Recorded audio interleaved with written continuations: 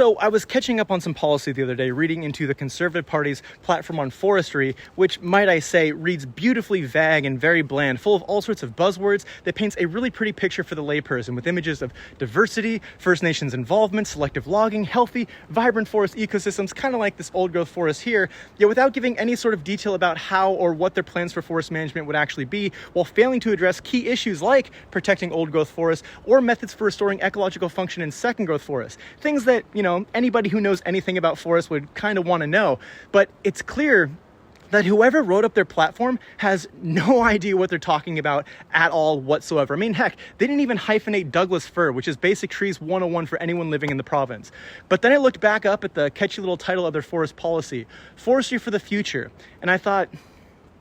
wait a minute, Forestry for the Future is also an ongoing greenwashing campaign that you've probably seen ads for all over social media put out by the Forest Products Association of Canada, or FPAC, which is an industry association representing the biggest pulp, paper, and timber companies in all of North America. And similarly,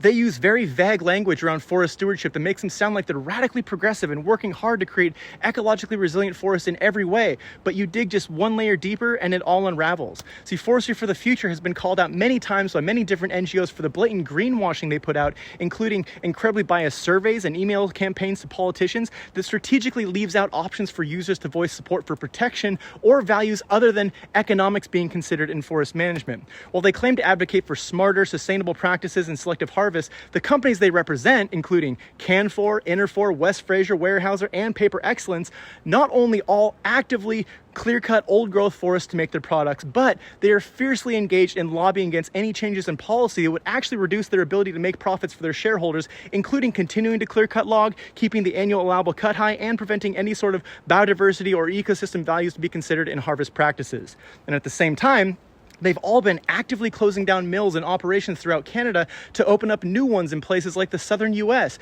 scapegoating regulations from the NDP, when in reality it's because there simply isn't enough timber for them as a result of decades of overharvesting and their very own mismanagement. While the NDP, haven't been great on forest issues, at least they're genuinely trying to do better for a different future in BC, and the Green Party is the only one to actually address these issues in a truly progressive, inclusive, and intersectional way that includes a wide variety of values in how our forests are managed. The Conservative platform, however,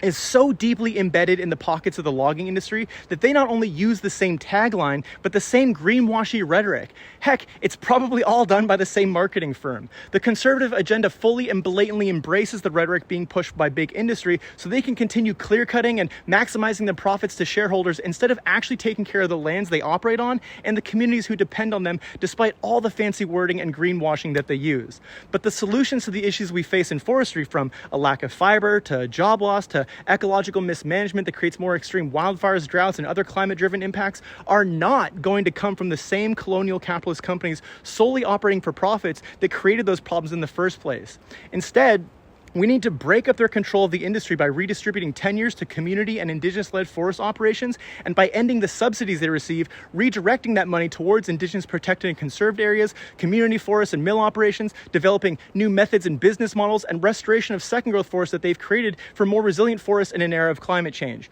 By doing all of this, we can create more jobs with profits going back to our forestry-dependent communities for stronger, more resilient economies where our forests are managed for more than just economic values by those who live amongst those forests. The short-sighted Conservative forest plan, might create 1 or 2 years of more logging before things are really depleted, but it's essentially just repeating the same mistakes of the past that created the situation we find ourselves in today, guaranteeing an industry collapse like we're so familiar with, leaving many communities in a much worse state than they are now. We need to do things differently if we want to create a different, better future for all of us here today and for all who follow. And if we keep letting the powerful industry players do the same thing they've always done, then it's only going to get worse.